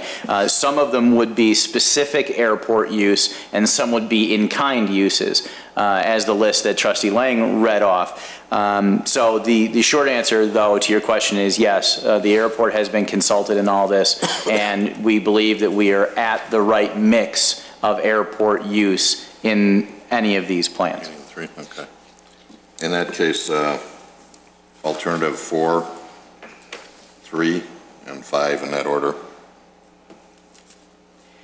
Thank you. May I add one thing, Madam President? I'd just like to add, Trustee Lang mentioned about the TIF, just so everyone's aware, most of the southeast TIF is inside this airport use. There is a little bit of expansion, but it is mostly this surrounding airport area for the southeast TIF. Does it cover parts of Hints in Milwaukee as well? It doesn't go that far north. Is that correct, Mark? Or Peter? The south TIF, sir. That's the south TIF, but this is southeast TIF. The southeast TIF does encompass some of the properties north of Hints Road, along Milwaukee Avenue. Without a map, it's kind of hard to tell exactly how far north of Hints, but it does go a little bit north of Hints Road. Accurate to say 80% is within the area we're speaking of tonight? Oh, yes, for sure. 100%. I just had a point of clarification, if I may. In speaking with village staff and as we were putting these together, we did want to consider, if possible, to keep alternative 1, if at all possible, just as an exploration as to what could happen if the only intervention was code enforcement. I definitely don't want to influence you in terms of your own decisions, but in speaking with village staff, and we also agreed that if we could, if at all possible, keep alternative 1 as an alternative.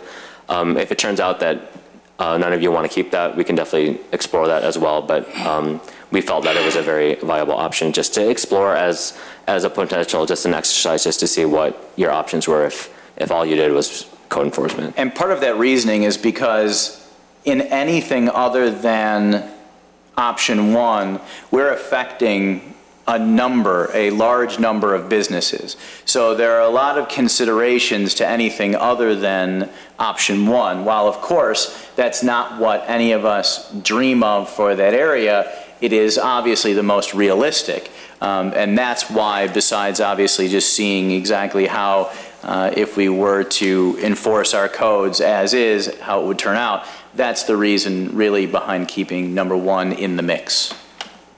Madam President, real quick. Trustee. I just wanted to say one thing, and I'm not going to, we made a promise to those business people over there on Industrial Lane, as well as Sumac, that we would work with them as well. And I agree with you keeping option number 1 in there. But I just wanted to remind our colleagues on this board when we annex that in. Yes, the airport has their needs, and hopefully we can all work together to accomplish what those needs will be. But I certainly wouldn't want to displace a successful business right away just to try to make room for, unless it was almost impossible not to. So keep that in mind. Thanks. Trustee Brady. Thank you. That was going to be my first statement also. We do have a lot of good businesses in there. Unfortunately, they're stuck in a position where in most cases they don't have enough room. They've been there for years, and we certainly don't want to run any business out of town. But then again, the vision for this piece here has been a long time, and it's got to change. It's always been an eyesore. Nothing we can do with what's existing there is going to change that unless we get aggressive. Those lots along Industrial are too shallow. They really cannot properly house any type of small business, whether it's parking, storage, or whatever they need. And it's a mess. Now, to keep number one, I think only as a map of what's there. I know several of the people that have businesses in there, and they're getting close to the time that they're going to retire. The rest of the businesses in there, we don't have to run them out of town. You know, with TIF incentives, we could help them relocate. We have tons of vacant small manufacturing buildings, industrial condominium buildings. We could help them relocate and move and clean this area up. If we keep number one for anything, it's got to be just for what's left, because keeping it and using that isn't going to get us anywhere. Number two, in my estimation, it's a little bit redundant. Yeah, you've accumulated a few pieces of property, but you still have narrow lots in depth, and whatever you're going to put in there, whatever is going to go in there isn't going to be much different than what's there now, unless if it's airport related. We used to have a prop shop and several businesses like that years ago on the airport. I don't know if they're still there. This would be an ideal situation like that, but then again, I don't know what the airport's plans are for these pieces of property, if they want to use them for hangars or in actuality airport related services for their private planes, et cetera. Number three is a good plan, except what you have listed as potential users for the red area isn't going to work there. Restaurants, hotels are not going to build next to Waste Management, especially with them on the west side. You won't be able to stand it in a place during a hot day with the easterly, with the wind coming out of the west predominantly in that area. It's not good for that type of use, although it's a big single piece of property, and with this retention in the middle, I don't know how you divide it up, but I like this concept because you can play with the layout. You can play with the road up there on the for the airport expansion area and still make it work. I think 3 has a lot of potential. Number 4, another good one. I think you're better off with number 4 because you have the wide retail area which could be divided up into several businesses right on Milwaukee Avenue. And you can also reconfigure that road what the airport would like to expand on, if that's what we're going to do, is you can reconfigure industrial lane to give them more of that property instead of having a road going right through the middle of it. And you're not disturbing Waste Management, and you're not really upsetting Set Environmental. Number 5, no way. Sumac Road is not going to handle all of this traffic. You know, the problems we had with Sumac before with the trucks and hitting the curb and destroying the road. I know we rebuilt it, but if you put all the traffic that's going to be coming out of one area, it's not going to work. That road won't hold up at all. So I don't know.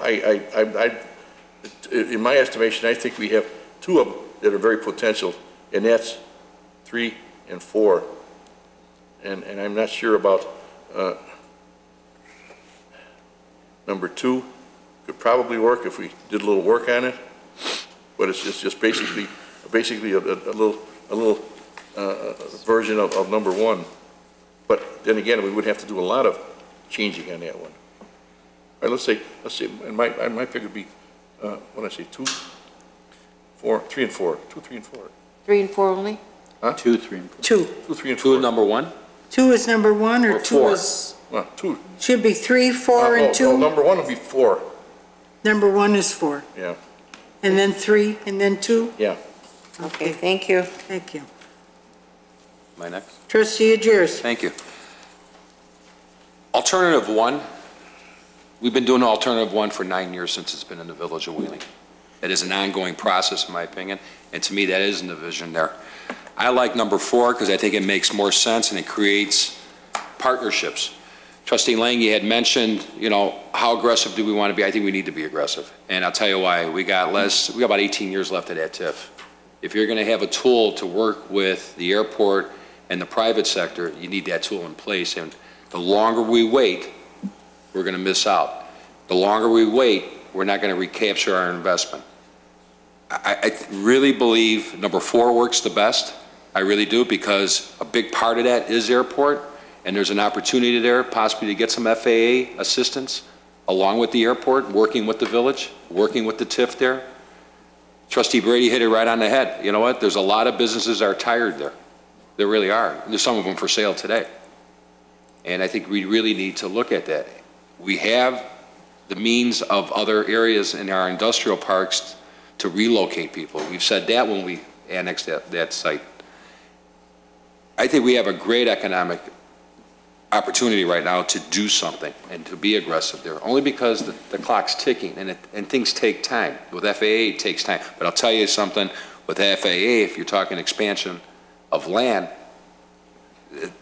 that really gives you an error. They give you an error there for that, because it's not a wish list of building something. They like to see where it all becomes cohesive with what they've invested a couple $100 million in. So I'm all for number 4 as number 1. I like number 3 as well, but I think 4 makes more sense. I agree with Trustee Brady on that. I think the layout of number 3 with the ponds there along Milwaukee Avenue for a commercial thing, and with the way it's backed up to set, it's okay, but it needs some tweaking. Number 2, with number 2, we're taking the whole thing. The airport's out of the picture with number 2. Unless we're going to bring businesses in there that are, you know, working with the airport or have an airport type of a use as a private sector, not an airport amenity or anything. So my choices would be 4, 3, and 2, and I think we as a board really need to discuss and come up with a game plan along with staff, along with some of the folks at the airport, and how aggressive and realistic we can make 4 happen. Again, I like to see this also go to the other, I'm sure you're going to bring this up with the Plan Commission and stuff like that, and see what it curtails regarding the zoning, the codes, and how realistic, or what we need to do to change zoning in that area there, if 4 was the, you know, the choice, or 3 or 2. I mean, what's the environmental impact? I mean, that's another problem over there. We know we're going to have environmental problems there. Yeah, we have infrastructure that the Village of Wheeling has put and surrounded that site, but what is it going to cost and what is it going to curtail to bring that to those sites? Because right now, a lot of it isn't there. Sure. So there's a lot of questions to be answered, and a plan. This is a good step, because it's taken us almost 9 years to get to this point. I mean, I think everybody on this board had thought this is what our vision was down the road after we annexed them in, but now we really need to start pushing the pencil a little bit and see where we're really at. For sure. How realistic it is. And a lot of the some of the steps that you outlined, like environmental remediation, relocation costs, site acquisition, that's all you can use TIF funding for all of that. Right. So it's, you guys definitely do have, with the TIF being so young, you guys definitely have a really good asset there to use. Trustee Heim? Thank you. So you got 432. Yeah, 432 for Trustee Agiers.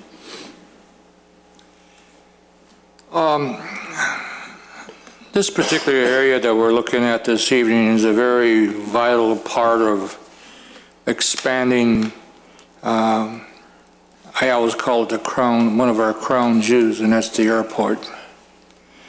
And we have to make sure that we have land set aside, and we have a plan, and we have a wherewithal to keep that going. If we all remembered, that's one of the hottest areas in our community is the expansion of that airport. And we're getting new people in there and interested all the time. So that's my primary goal, is to set up the airport so that it can expand, get some development in there for retail development on Milwaukee Avenue, because Milwaukee Avenue is a charmer, and that's where the stuff should go. I don't believe we should put retention on Milwaukee Avenue. Waste management and set are considered non-movable, and they have to stay there. I believe there are 2 more businesses over there that are non-movable, and they fit in very well with the waste management and the set environmental over there. And that is being AJ Sewer Service and the gas company. The sewer plant, the sewer people are a vital commodity in our area because of the fact that they do service a lot of our restaurants, and they pump out the stuff that needs to be pumped out. It fits in well with waste management because it's about in the same field, and it's a small little 1 acre piece up there, and I would like to see it stay and be a part of that whole sector over there. And you also got an industrial gas company. Industrial gas company is a supplier of propane and industrial supplies, so on and so forth. And with waste management having a natural gas fueling station over there, it's absolutely, it would fit well. It needs to be some facade work. Both places need facade work, and they probably need some help with TIF monies. But these two particular places would be very hard to place someplace because of the zoning restrictions. So I'm asking that they stay in those zones. I'm in favor of, and this is the order that I think, these are my favorite is 432.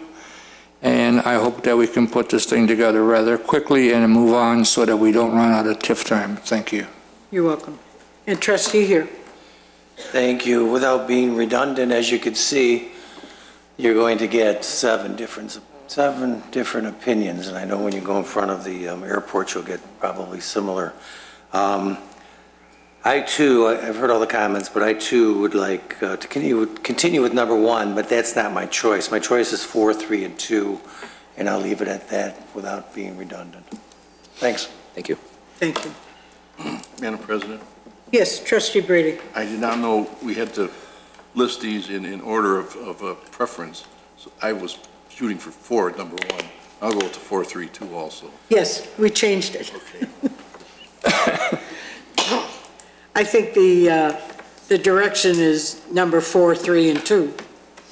Yeah, that's been said 4 times, so I think And that looks number like. 1, as far as code enforcement, that's been, 2 also includes code enforcement, so we are keeping, I guess, a small piece, a portion of that concept of using code enforcement as village intervention. So we are, if anything, even though we're not using alternative 1 as a preferred option, I think the fact that option 2 does keep code enforcement as one of its main tenets, I think this might be something that we can work with. Can you talk a little bit about next steps, just so that everyone has the appropriate expectation?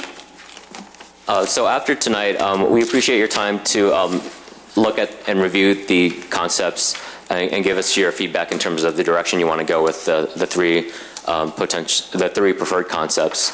So after tonight, we're going to work with the village staff and with each other, with the Tesca and Gaywell Hamilton will work with the village staff to refine the 3 concepts that you preferred, numbers 4, 3, and 2. And then once we have those refined, we're going to look at, we'll get more detailed in terms of looking at exact land uses to consider. We're going to look at stormwater and floodplain or flood storage a lot more intently to make sure that it's properly engineered, the sites. We'll look at actual financing to make sure what we're proposing is actually fiscally feasible for you to do. If it's not fiscally feasible, we'll tell you that we might have to scale back, or maybe if we find that you could do more, we might actually do that as well in terms of figuring out what the village can handle in terms of what you can handle with your current funds, but also look at what TIF funding can also provide as potential support as well. So that'll be and then in mid-October, we haven't quite set the date yet, so we'll meet with the Plan Commission on either the 11th or 18th of October to present those refined plans to them, just to see, not only to show what your direction to them was, but also to start showing just some progress with the refinements. They may not be final refinements, but they will definitely show progress in that direction. Then in late October, roughly, or maybe early in November, we'll present these at a public hearing so that the public will have a chance to chime in with their feedback. And then from there, once we get the feedback from the public hearing and the Plan Commission, we'll be able to move forward with 1 preferred concept, or if it turns out that you want to continue looking at 3. Ideally, you'd like to just go with 1, but we understand that sometimes having flexibility is good. Even just having 1 or 2 options in your back pocket is also good. So we can definitely talk through that as we get towards that. And then closer to November, December, you'll have a final chance as a board to look at the final concepts and then the corporate authorities for final approval. So that's the general timeline. There's flexibility in there, so but just wanted to give you a roadmap to see where we're headed. Trustee Brady. Have you discussed with any of the landowners over there about what we're doing? We did talk with the airport on a few occasions and Waste Management. We tried to talk with SCT, but we couldn't get through. And then the other properties, we didn't schedule any interviews or talks with them. We definitely can, but we also understand that it is a dicey issue with them. It is, but I'll tell you why. I'd rather they knew now instead of getting, when we did our comprehensive plan years ago, we had businesses up here in the northeast quadrant that were going crazy because they thought we were going to kick them all out, and in the fact what we were doing was just looking at the uses of the property, and if you do, I would prefer you went and talk to them so they know what's going on. If they want to come and listen, fine, they're welcome to. We're not trying to hold any secrets here. It's just that I'd rather they know that we can ask them questions, and I think they should know that if this does happen, that we're going to work with them. We're not just going to say, get out, we can't do that. We're going to work with them in a way that we can exchange their piece of property for something that should work for them, in an admirable way. Sure, and we understand, but we can work with village staff to figure out what the best approach is, whether it's talking with them one-on-one, which might take a while, or what we have done in a lot of our projects is holding just an open house where we just show the concepts in a very informal setting. They can come if they want, and they can express their opinions. We'd be there to answer any questions and allay any fears that they may have. Maybe invite them to the plan commission or one of our. For sure, we could talk with village staff to plan that out. Trustee Lang. I know you mentioned Waste Management and set environmental as immovable objects, but we have a lot of open space, as Trustee Brady pointed out as well, open industrial space. Would they ever, in your talks, did they ever entertain a possible move? I mean, if this area really does take off, I'd like to have those options that we perhaps can relocate them if it works out to everyone's benefit, including theirs. Yeah, and speaking with Waste Management, I don't think they closed the door on that option. I don't think, ideally, that's not what they'd like to do because of the cost they'd incur, and it's just, I think they've already just bought a new maintenance facility or purchased property to set up their new maintenance facility, so I don't think they view it as totally out of the question, but I think they also don't think that they want to move either.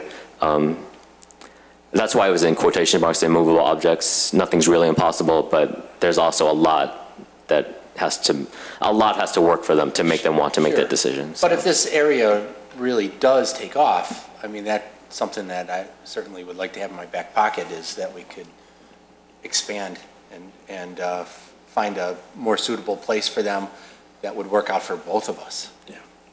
So keep that in mind too when you're going through this. Will do. Thank you. We have any further? Thank you. You have our direction. You'll be speaking with the staff. Yeah, we'll work with your staff and we'll move forward with progress. All right. Thank you very time. much. Thank you for your trouble. I should say for your time, not your trouble. We have official communication. Trustee, okay. Pardon me? Go ahead. I just want to take the opportunity to publicly thank Fire Chief McIsaac and CD Director Janik. I said it earlier that this really was the most comprehensive overhaul of our code in the last 20 years, but I don't know that I could ever overstate the amount of work that went into doing that, and that was done, yes, with the help of a consultant, but really the cooperation between these two departments, and it really was an amazing amount of work. And when you consider, as Trustee Argyris pointed it out during the discussion, that a lot of times those two departments have a difficult time interpreting codes. This was absolutely an exercise in cooperation and professionalism from both individuals and both departments, and I would like to let you know how much I appreciate that effort, and I think that the village will be greatly served by your efforts, so thank you. Thank you. Do we have any other communication?